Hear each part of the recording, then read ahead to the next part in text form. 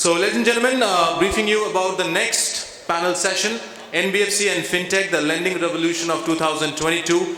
And to talk on this subject, we have with us an esteemed panel of experts from the NBFC industry, and we are more than delighted to have them.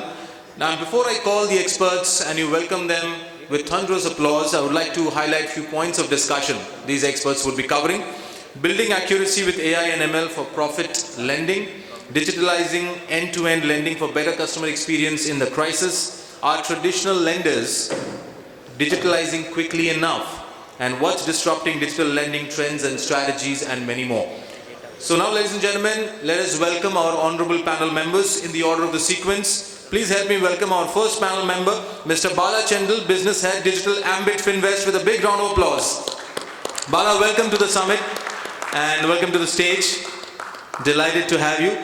Request you to kindly take your seat.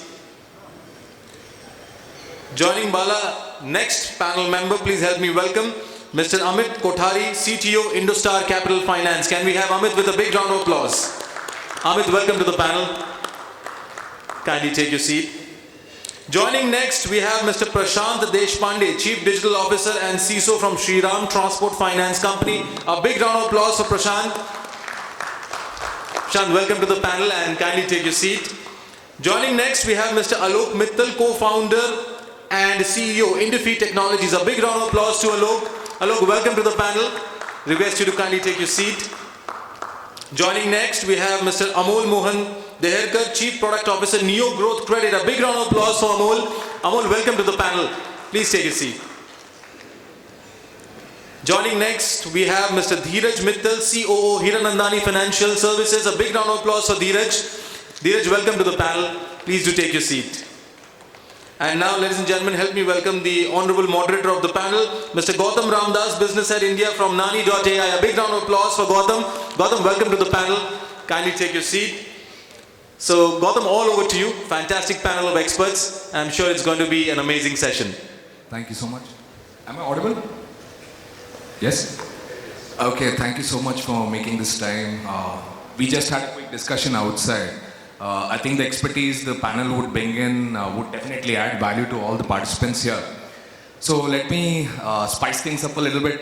Let me start off with the panel's view on the latest RBI guidelines in digital lending. I think one of you can, I think I need everyone's 2 cents here. I think Amit, we can start with you. You can hear me, right? Thanks, Gautam. I think RBI has been on a tightening ramp. We've been tightening a lot of controls, measures, just trying to make sure everybody understands right. We've seen what has happened for a lot of customers who availed loans from some of these apps, so-called Chinese apps, where the customers have had to face a lot of brunt. So I think with some of these tightening guidelines coming around, with a lot of transparency being brought into play, I think all regulated entities, non-regulated entities now have a role to ensure what they qualify as a digital loan, what they call as a conventional loan. There's a clear understanding in terms of how some of these treatments have to be made, how they have to be reported, etc. Without going into too much technicalities, there are still areas where we feel there's a little bit more clarity needed in terms of understanding how to interpret some of those guidelines. But overall, from a lending perspective, we will have to tighten some of our ends to make sure we are on the right side of compliance and regulations. The customers definitely will, at some point in time, will start getting a lot of benefits. Very simple reason, there's data security that's being considered, there's privacy at the heart of this whole thing. The customers do not have to get exploited. So all those niceties are being put into play, and I think this is just the beginning of a lot more things to come. There will be a lot more things that will happen. Companies, we will all have to all brace up for complying, and we'll see how it takes us. But yeah, we have to brace up for more and more tightening from that perspective. Thank you, Amit. I think Bala, your 2 cents on... My quick 2 cents is, I see from a regulator perspective, they want to bring in a strong governance and in the interest of the borrower. though it may disrupt some of the fintech players and the large NBFCs who collaborate with fintech players as a LSP or a DLA, in the interests of the borrower, I think the pain we have to go through, and maybe over a period of time it will evolve and throw up multiple opportunities, to see how we can do business without cutting corners of the regulatory guidelines, and also keep whatever we do, we keep it transparent to the customers. This is the opportunity I see, and yes, of course, there will be some short-term pain which all the players have to go through. And in the long run, I think it will work in favor of the ecosystem and as well as the consumers, borrowers. This is my quick take. Thanks, Bala. Prashant, your 2 cents. Just 2 bullet points on this circular specifically. Okay, as Bala rightly mentioned, RBI want to bring transparency, okay, from the financial point of view, and the accountability. So considering the frauds recently happened, specifically those apps, okay, they want to be very clear cut that RE is going to be accountable irrespective of who is doing this. So transparency and accountability are the 2 core factors for all the RBI guidelines. But yes, still we need to go through that and we need to bring it accordingly. Thank you, Prashant. Alok? No, I echo the sentiments of my other co-panelists. I think one great development is that this clarifies the intent of the RBI on multiple fronts. So it does not just give a prescription of what we need to do today, but at least a roadmap of what kind of things are acceptable and what is not. I think the level of ambiguity in the document might be deliberate to make sure there is room to maneuver. But yeah, I think the regulator has been proactive. Digital lending and various subsets of digital lending have blown up in different parts of the world because the regulators were too late. I hope this will preempt all of that. Very interesting. Thank you so much. I think, Amol can give you a step in the right direction. I think this will bring in a lot of systemic stability in long term. I think with clear guidelines on what the spirit and intent of the regulation is. Also, I think one thing that has to be looked at from a customer protection perspective. So when a customer interacts with a digital lender going forward, he'll have more confidence that they'll be treated fairly, not shortchanged, etc. So we look at it very positively. Most of the things, in spirit we already comply. I mean, technicalities we'll have to look at, but overall a good thing for the entire digital lending ecosystem, building a strong, robust platform and regulatory certainty. Thank you. I think we have one more. Just to add, a simple point that RBI is trying to do is regulate the unregulated ones. So typically that's the sense of the RBI policy I could understand, or digital lending. There's already responsible lenders in the market, including digital lenders with NBFC licenses in the market. The whole thing started with the fiasco of so-called Chinese app, as co-panelist has mentioned about. And then RBI had to take a proactive steps, and they have taken in the right manner. The whole thing they have started keeping in mind the end customer, transparency to that customer, transparency in the whole deal, and regulate the people where they can control of. So that's what there's a lot of responsibility being assigned to the ecosystem per se now onwards. So RBI wants to do that. A lot of clarification will follow up soon after this. Thank you. Thank you, Dheeraj. I think pretty much in the digital lending part of it, what RBI has done has been accepted by a lot, but hasn't been accepted by a lot as well, because there's a lot of ambiguity in terms of the whole regulations part of it. Till the time it's clear, I think we probably look for the best, right, and hope for the best, and it's in the best interest of the customer at the end of the day. Now, to kick off this panel, we'll start with a couple of very important topics, or very interesting topics, I would say. Building accuracy with AI/ML for profitable lending, right? That's one of the topics which we would want to cover in digital lending part of it. Amol, I think we would need to start with you. You have some very good expertise in this. So I'm a product guy, so I look at it from a customer perspective. And when I say customer, my customer is a small business owner, it's MSMEs. So what does the small business customer need today? What does my customer need today? I think 68%, one of the EY survey says that around 68% of the customers need, they want to operate digitally, point number one. 55% of them need to be funded within 7 days. Third thing which is there is that they want the entire onboarding and application process to be low involvement. So every minute they are spending on applying for a loan, that is a time taken away from building their business. And that is what the customer needs. And so that is where the lenders have to come in, and data and tech are the big levers to deliver that.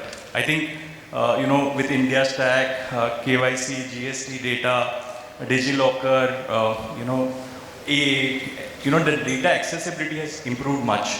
So I think the next step is when you build intelligence on data, and to have a very robust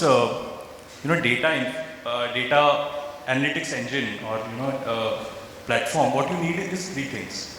One is that you need a strong data infrastructure.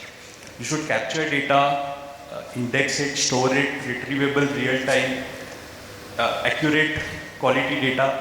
So I think an organization has to build that first. Second thing that they need to do is that they need to build the skill set to use that data. So statisticians, people with who can apply quantitative techniques to business problems. So I think understanding of that, it is the second pillar of using data. And the third and the most important part is validation and monitoring. See, any model that you build, it is going to be an iterative process, right? So the model will learn, new data will come in, new variables will stack up. The cycles will change. So what worked 6 months ago will not be relevant today. So third part is to have a very strong monitoring mechanism. And once all these 3 things are in place, your model becomes much predictable. You can manage risk better, and at the end of the day, it benefits the customer with access as well as ease of application and decision. So that's my view on it. Fantastic. Now, this is something which I think most of them want to know as well. Traditionally, the ML capabilities was in terms of understanding. I mean, when the lending happens, you look at the credit history and income. So, from a product side of it, has there been anything new apart from these 2, what I would say particulars? Is there anything else which you have seen, which is a trend in the ML part of it? So, one data point that we use, I think we leverage the digital transaction ecosystem. So, what has happened is over the last 2-3 years, the UPI has just ballooned. I think if you look at the digital transaction, the volume of digital transactions that happen every month, I think around 1.5 lakh crore of POS transactions happen. Around 10 lakh crore of UPI. And then you add another 120 to 130 lakh crore of RTGS, NEFT, etc. So this is rich data. You see the money flowing, transactions happening, businesses, making revenues, etc. And that is something that is a very important component of our underwriting from a data standpoint. And then bureau, GST, etc. they augment well. But I think this flow of money is very essential. Thank you so much. Thank you so much for that. Now, I think we'll move on to the next question where we look at digitizing end-to-end lending for better CX in crisis. Now, I would not say crisis because it's already over, but then again, there were certain measures. I mean, companies had to rethink on a lot of things, right, when they're looking at digital lending. Now, I don't think so everybody will agree that anybody has already achieved complete end-to-end digitization in the lending part of it, but there are some gaps. Now, for this itself, Bala, I need your inputs. Sure. In the interest of audience, in fact, I want to give a backdrop of the stages in the loan origination process. Typically, the customer engagement starts with the loan origination part where customer gives the basic information like PAN and the bureau, basically the demographic information which are needed to pull a bureau, followed by credit processing the loan, followed by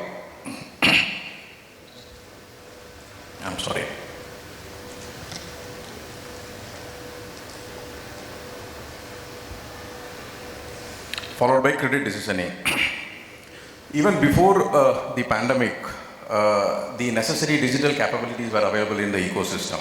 For example, the Aadhaar stack, which was conceived and developed a decade ago, and all the digital capabilities are built around Aadhaar stack using API. For example,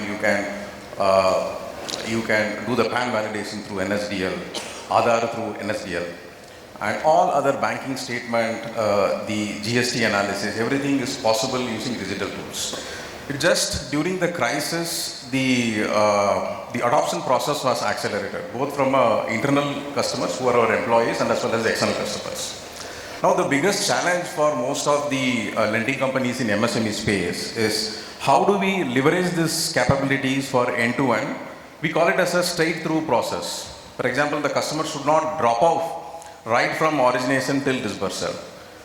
My guess is, I think the industry should be in the range of 20 to 30% STP process. How do we increase this 30 to 60, 60 to 80 is the biggest challenge.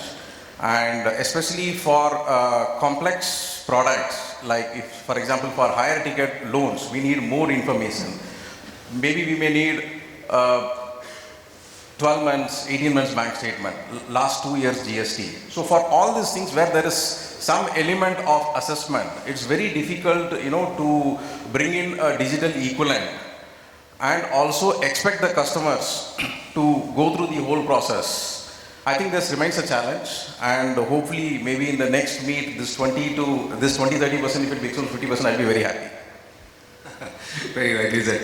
I think we are looking forward to that as well. I mean, companies like yours right now, when you have seen something like this needs to be cascaded down to pretty much all your peers, right? Because everybody is here to understand the straight-through process where end-to-end digitization can be achieved. So while we are talking about it, I mean, during the pandemic, right? So companies had to take or create digital journeys. So as a part of that, have you seen any trends which really changed how the whole digitization was looked into as an organization? See, for us, the most challenging part is, how do I ensure my internal customers, my employees, adopt. For example, we have Salesforce as our sales automation and CRM tool. It's one of the better available CRM solutions in the world. But however, still we have a challenge of, pushing the adoption. Maybe we are at around 80-85%.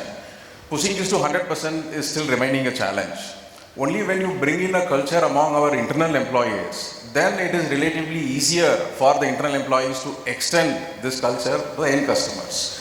I think the pandemic has helped, though the adoption rate has not come down, but still there is some element of improvement, at least for us. Okay. Thank you so much for that. I think we'll move on to the next part of the topic. Here we have two mammoths of the NBFC sitting, so it would be directed to them. One will be from Shriram and Hiranandani, right? Now, a lot of NBFCs changed their strategies during the pandemic, post-pandemic. Now, everyone wants to know, I guess, is how traditional NBFCs, some of the mammoths like yourself, is the digitization happening at a rapid pace, and what were those initial success stories, right, or lessons learned from those pandemic days? Yeah, thanks Gautam for asking this question. So, being a NBFC, you know that this kind of turbulence is part of our life. So this is not that such kind of different pandemics has already happened in past, starting from the demonetizations and all those things. Okay, so we were used to that, and yes, we need to respond immediately. Okay, because unless and until you are quick enough, okay, nowadays people says that if you talk in the months, then it's not a technology, because till that time the market and customer expectation have been changed. So you really need to be quick. But what approach we had, and specifically would like to mention, is that a clear-cut vision from the management saying that don't get worried about what others are doing.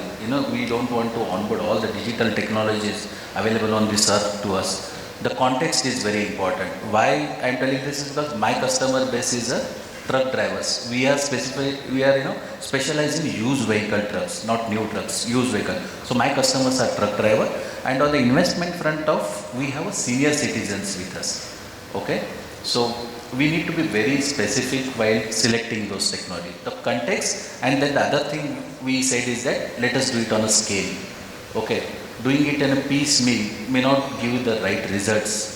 So the approach what we had is that clear-cut 3-point agenda kind of thing, where yes, fintechs were disrupting us, but we understood that we are there for last 45 years in this industry. Okay,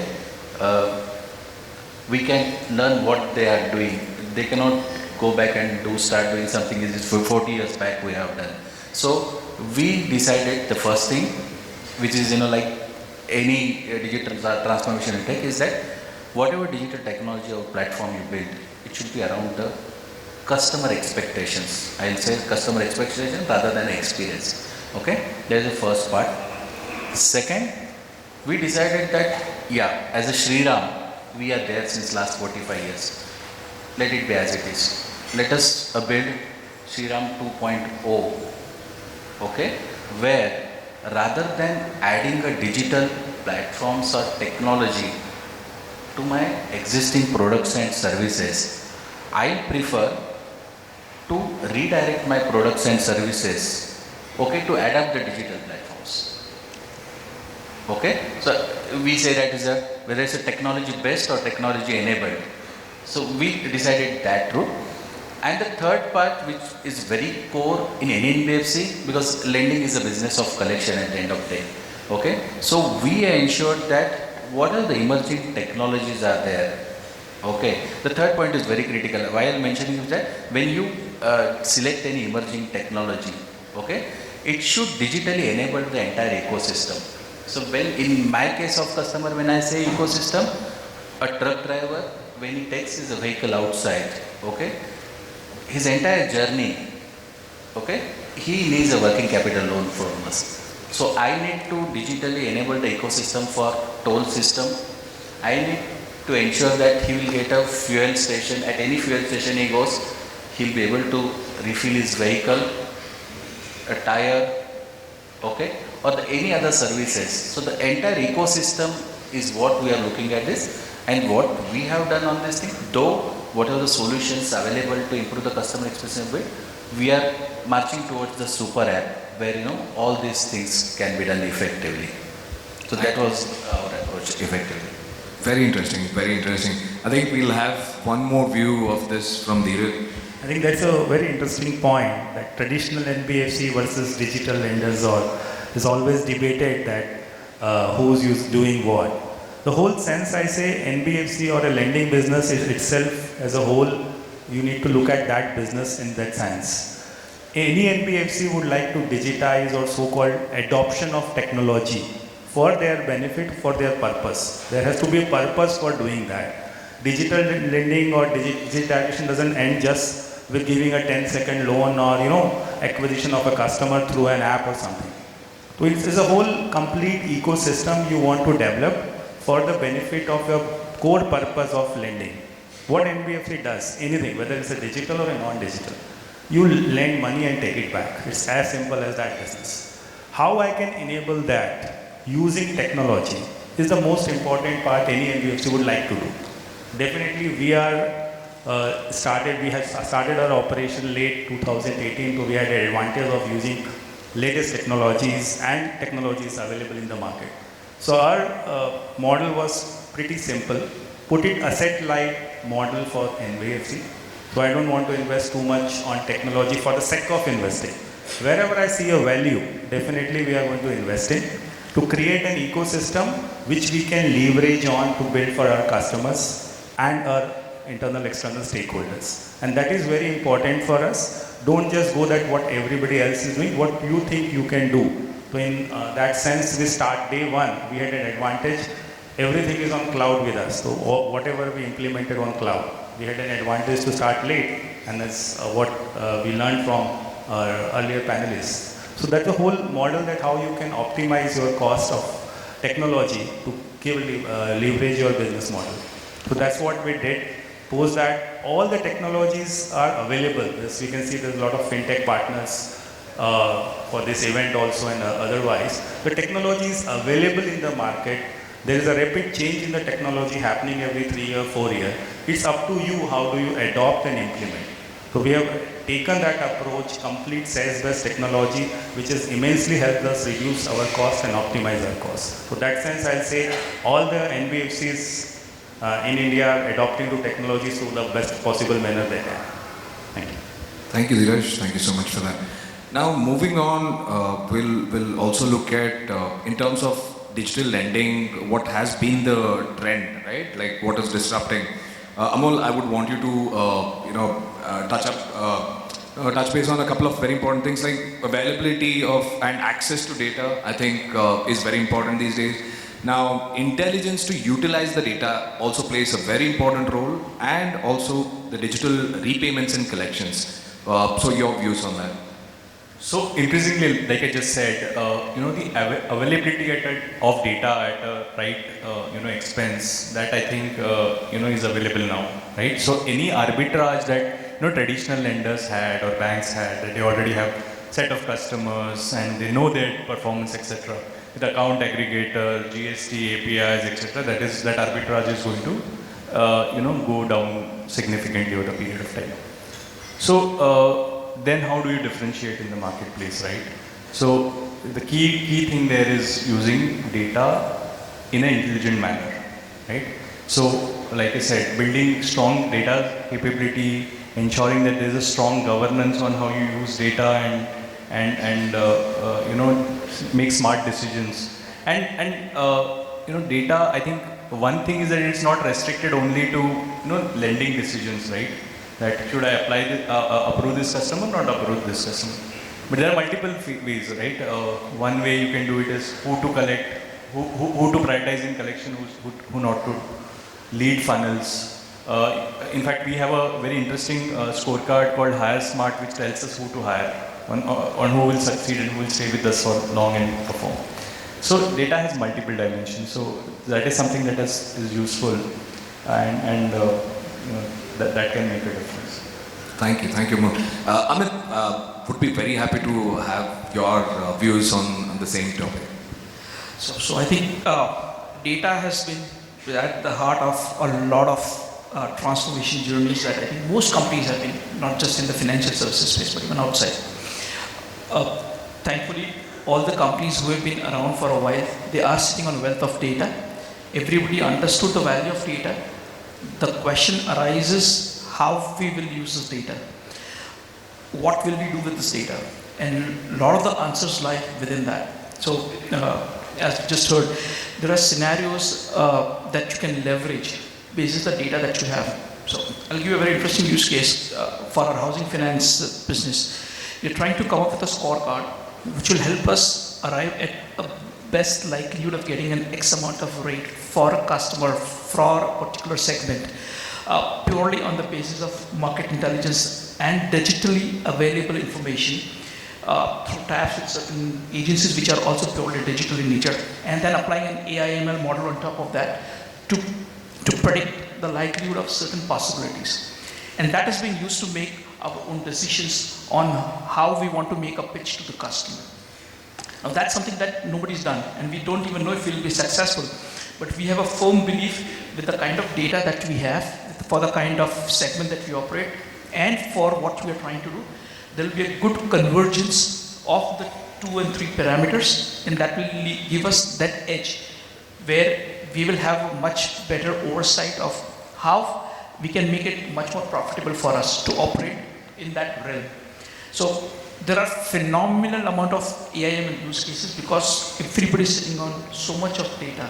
So no longer is a question of what, no longer is a question of why. It's a question of how and what we will solve for. So similarly, if you're talking about transactional data, you're talking about historical customer payment track records, the demographics, you have a very good insight into what is the likelihood of a customer getting defaulted. But if a customer is not going to default, does not necessarily mean he will stay a customer for you. Maybe there's a risk of attrition. There are regulatory changes outside of your control. There are events which are outside of your control. How will this data help you brace for that? How will your data help you brace for that? When you look at a bureau, it only tells you the track record of a customer about payments. But how would you factor in the scenario where the customer's ability to pay or not pay at that point in time was very different than the point in time which you are trying to make a decision. So there's a lot of other peripheral data that's needed. So your models have to be enriched, they have to be more real time, and as we heard in an earlier conversation, you have to continue to evolve your models. They have to continue to look at market scenarios, dynamics, and not just be inward looking, but also have a way to feed in market economics into your own data and models for you to make your decisions going forward. Thank you, Amit. Now I think one topic when we were sitting inside for the quick meet, came across this article in the morning where HDFC is approving personal loan for everyone within 10 seconds, right? Now that particular topic created a lot of, it was very interesting. We had different views. I think with PRASHANT it was a completely different approach because his customer base is completely different, right? But then again, when somebody can get a loan within 10 seconds, that means data is playing a very important role because there is enough data of that particular person where they can approve it in 10 seconds. Now, on that particular topic itself, wanted views from the panel in terms of how you see that. With the new regulations coming in where very less data can be stored, right? And there are only few things for customer which can be stored as per the new regulation. Now, what are your views on that particular model? Bala, I think you can start. See, as far as data is concerned, more the merrier. For a bank like, large banks like ICICI, HDFC, Access, and to a larger extent, State Bank of India also, they have huge data. And leveraging that data, they can, evolve various statistical models, which will empower them to take decisions faster. Today, if you have a basic PAN and demographic details, I'm talking from a non-HDFC customer perspective, I think you can pull out and based on the statistics model, so you can take a decision. It's relatively easier to run this model for personal loan than a complex MSME loan. Right. That's my view, and of course, HDFC having a significant market share and having been in the retail banking for more than 25 years, this is just a significant step in democratizing the decision making in personal loans. Right. Thanks, Bala. Now the contrast, or rather how we are looking at it is, one is these mammoth banks, right? So we have enough data. Now, that being applied for an NBFC, do you think that would hold strong, or do you see something like that happen with NBFCs? See, for an NBFC, growing NBFC, maybe we may not have data as large as banks. So instead of leveraging our internal customer database, we may leverage the database which is available in the open market. For example, Bureau. Look at Bureau, all the 4 bureaus, especially TransUnion has been in this business for more than 3 decades. So we can leverage the Bureau's statistical models. I'm sure they are having, and this will be a trigger for them to come out with more models where the growing NBFCs can leverage, and with the right use of technology, we can replicate the same. This is my view. Oh, fantastic. I think, Amit, you have some views on the same, right? So yeah, I completely second Bala. The problem that a bank has, and a problem NBFC like a Shriram, which has been around for such a long time, and growing NBFCs are very, very different. Bank knows a lot about a customer that an NBFC may never know. A new customer to me may be sitting with a bank for like 20 years. You know the patterns. You know every single day what the customer did with the bank. So you may at some point in time decide to override bureau and decide your own decision basis your transaction history with the bank, with the customer, right?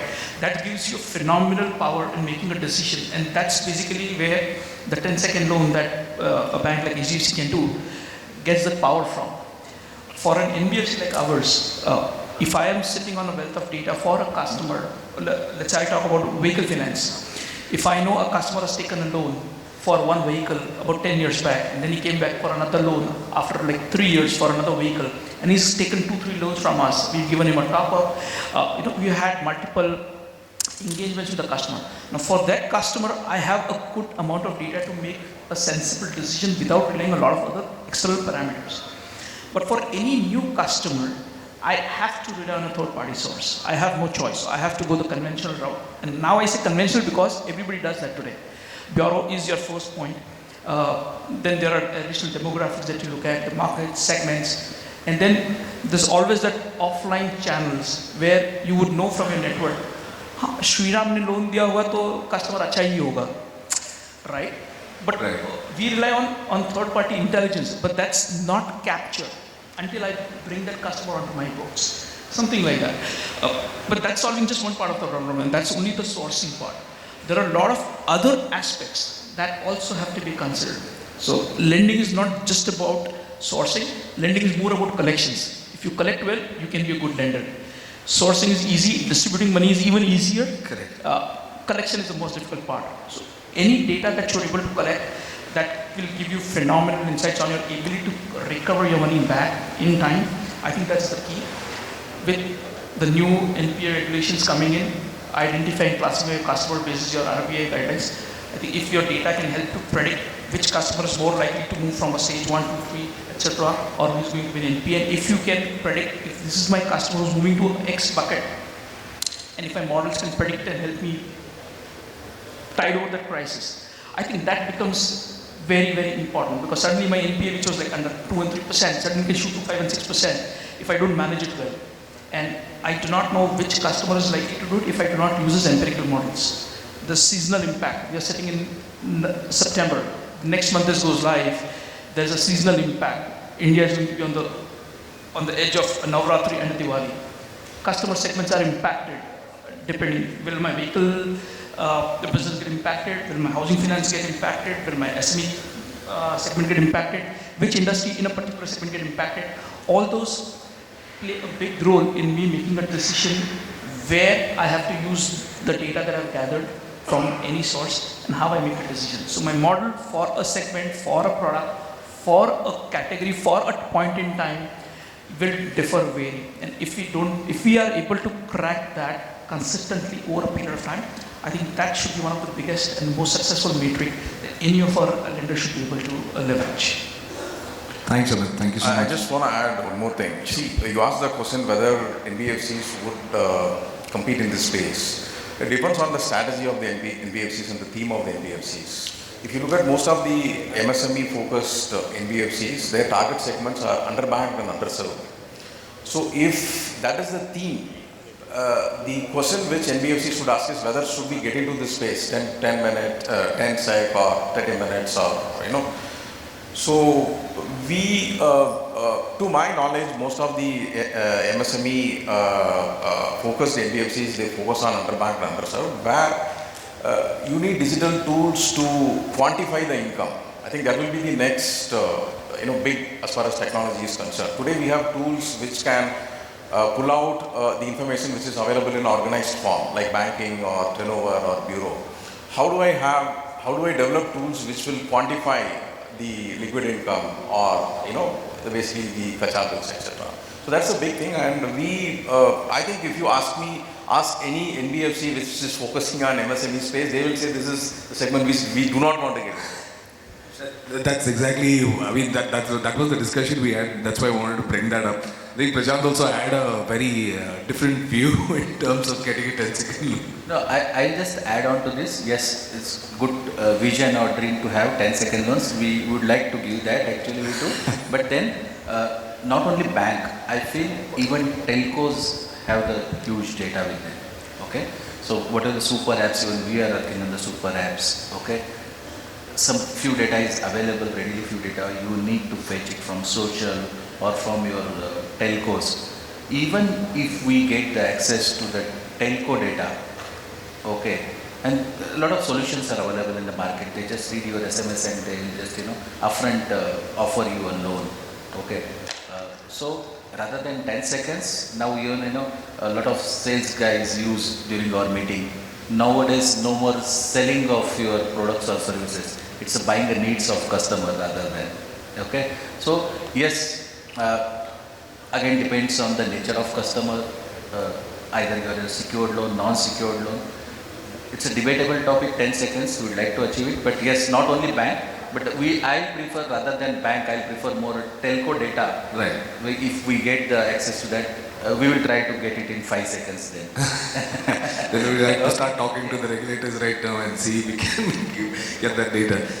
Thank you so much. I think we'll move on to the next part of it, where we'll talk about the role of technology in digital lending, right? I think everyone here on the panel will have their views in terms of how technology has impacted in digital lending.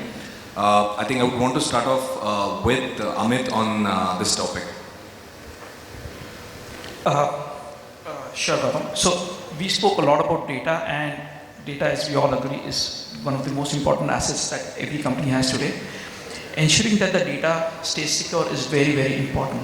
So security is probably one of the single most important aspect that every company has to be completely on top, because you have no idea how many attacks you are facing on every minute basis, every second basis. For all you know, I could be sitting here today and I may be going through a ransomware attack and I wouldn't even know if my networks and my infrastructure is not up to mark. And even if it is, there's still no assurance that I'm completely secure.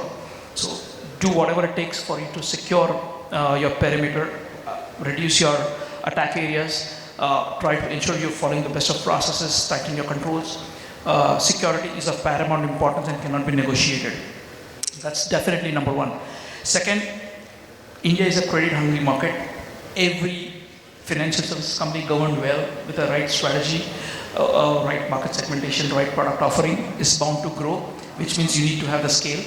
So your digital transformation journeys have to be kept in mind, your growth patterns, which means you need to have the scale.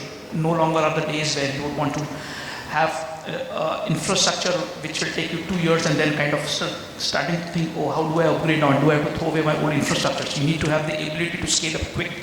You need to be able to scale up fast in the most cost efficient way, but you do not want to invest in CapEx. So you need those scalable models, not from infrastructure support and services, but even from your expenditure standpoint. So cloud, to that extent, could be a way to go. It could be a private cloud, it could be a public cloud. Certainly, that's something that definitely is the way forward. So any decision making that you do in our technology landscape should have to connect with that.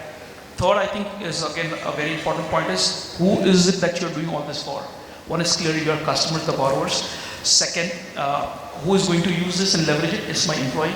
So I have to make sure they are happy.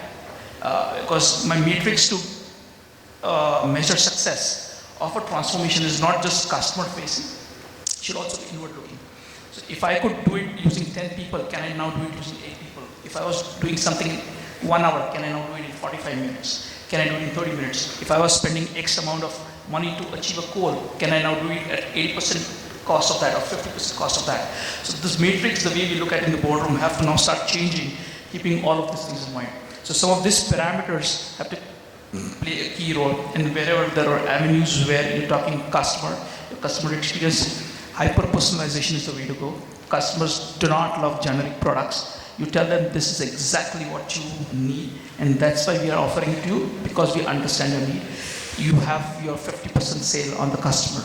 They are sold on the concept that that's customized and solving their exact problems. So if these 3-4 parameters are taken care, I think we should be sorted. Thanks, Amit. Thank you so much. Now, in the best interest of time, I have one last question for Alok, right? Now, this is very important again, where we'll be talking about redesigning the financial services with keeping DX in mind, the digital experience, right? So, this is where I wanted to ask a few questions to you. Now, when it comes to digital experience, right? According to you, have there been any digital strategies which were explored in the financial service space post-pandemic or during the pandemic? Thank you. So, I think over the last 2 or 3 years, the digital behavior on part of customers has shot up rapidly, right? And while different kinds of customers might be ready for different kinds of experiences, I think overall the bar has moved up. And that has allowed the providers like us to create new experiences and rely more on those experiences. I think ultimately the question of data usage and digital experiences is a cultural issue, right? We spoke a lot about who's my customer segment, what will they accept, what do they need. what are the capabilities that are available, but I think all of that is secondary. The primary issue is culture. We heard that lending is a collections business. Can you show me data to illustrate that? I will challenge that, right? Because unless, as a company, you are willing to challenge that, you will not put reliance on data models, right? Because finally, the collection is the business, right? Doing an ETB 50,000 rupee loan through a data is fine. Does the same 50,000 crore balance sheet feel comfortable taking a 5 lakh rupee decision, right, automatically? That's a cultural issue. I don't know whether they do or they don't, right? But this has to become more than a positioning statement if the leaders of yesterday are going to continue to be leaders tomorrow, right? Similarly, we see a lot of biases. I'll give you examples of some that we have discovered when we have looked at data, right? Customers with, we are again in the MSME industry, customers with 3-year vintage suddenly are qualified, right? But we have no data to suggest that customers with 1-year vintage are not equally qualified to get a loan. Now we have seen the data of this. They are. Okay? Now, as long as you have this data team which is doing what it is supposed to do, and then the business will continue to be run with the perceptions that have existed for decades, we are not going to move the needle. We are not going to move the needle on customer interest, we are not going to move the needle on inclusion, and we are not going to move the needle on the organizational strength. So that's why I think the core problem here to be solved is an org culture issue, right? The second big piece in my mind is, data wins with scale, right? None of us on the panel have enough scale to really exploit AI, ML, these are nice words, okay? The route we have found for ourselves, fully appreciating the fact that we are very, very data limited, is to say that how you think about data is more important than the volume of the data, right? So for example, today profitability in our company is driven by data. There is no human being that takes a look at how do I manage profitability. That's 100% data driven, right? And we deliver it month on month to the desired level. The second is, does it create collaboration opportunities for data, right? Now someone mentioned bureau. That's the only collaborative pool of data that is available, and all of us know the power of that, right? Can we create other collaborative pools of data that help the industry as a whole and us as players in the industry to make better decisions, whether that is during underwriting, whether that is during collections, be it what it is. So I think the skills to play in the data economy will be different from the skills that we have relied on in the conventional economy, where, for example, such cross-organization network effects were not visible. So we always thought of each other as competitors, right? We can now think of each other as collaborators. In the MSME industry, India is still a country where formal credit reaches less than 15% of our entrepreneurs, right? We are not going to solve that problem by doing more of what we did over the last 50 years, right? And I think that those are the opportunities that digitization and data are presenting themselves. Thank you, Alok. Thank you so much. I think we'll be concluding this session over here. I hope it was of value to everyone who's been a part of this event. I think we'll just take a couple of questions if time permits. I think since we are a little short on the time, we can take just one question from the audience. We have a question. So I would request you to kindly introduce yourself and your organization, and the question to which panel member, or if it is a generic question. Check. My name is Ravi and I am from Saswat Finance.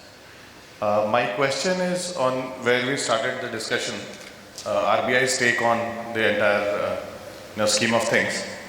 I would like to have a view, open to the forum, anybody would like to take it, as to what is the view on FLDG, because if it has been kept open, so RE taking FLDG from the LSPs.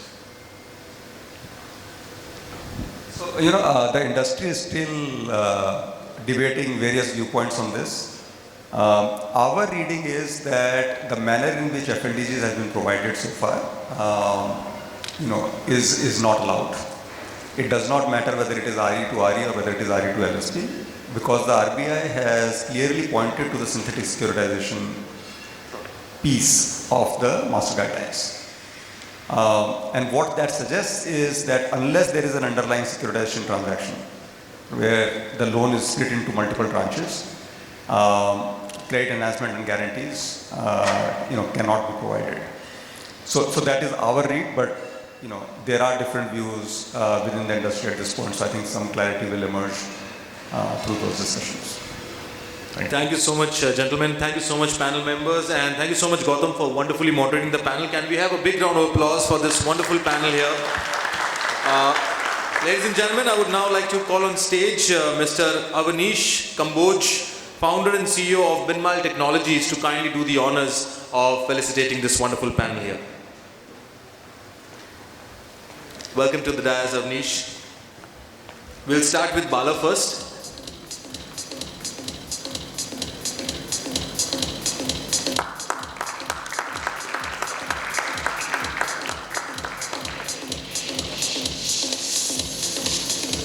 Mr. Amit Kothari.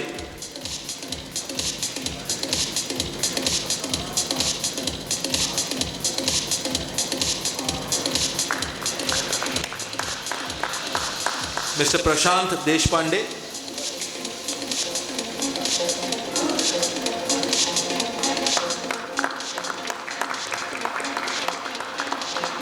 Mr. Alok Mittal.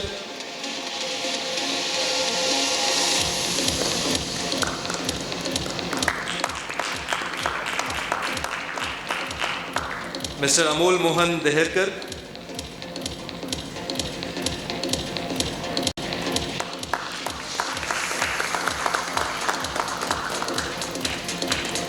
Mr. Dheeraj Mittal.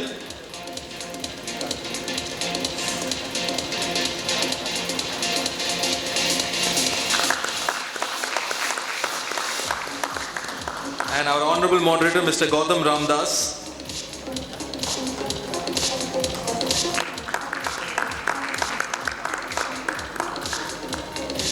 Gentlemen, would request all of you to kindly pose for a group photograph, and Avanish, if you would join with everyone.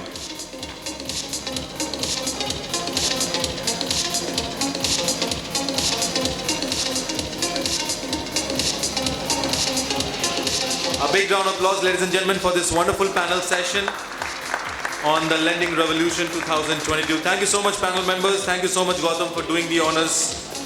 Thank you so much, and thank you so much, Avanish, for felicitating the panel as well.